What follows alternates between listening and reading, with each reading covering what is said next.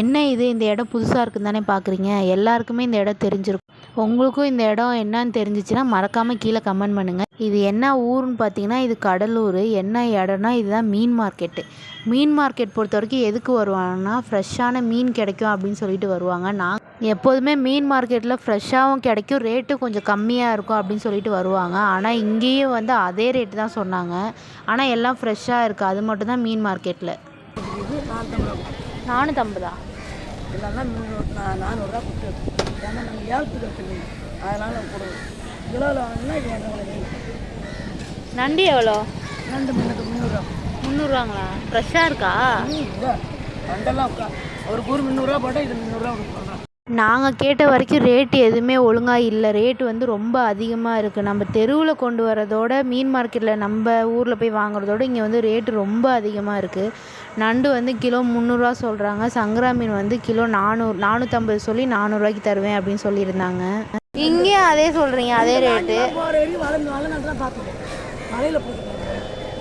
அப்படி இல்லை, அங்கே கம்மி.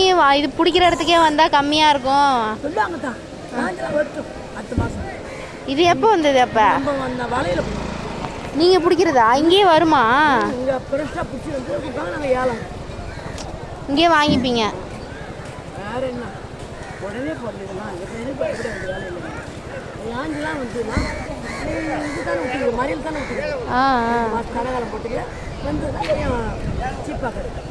இது இப்போ எப்போ போட்டாலுமே கிடைக்குமா நண்டு? இல்லை அமாவாசை டைமு? நல்லா இருக்கும்.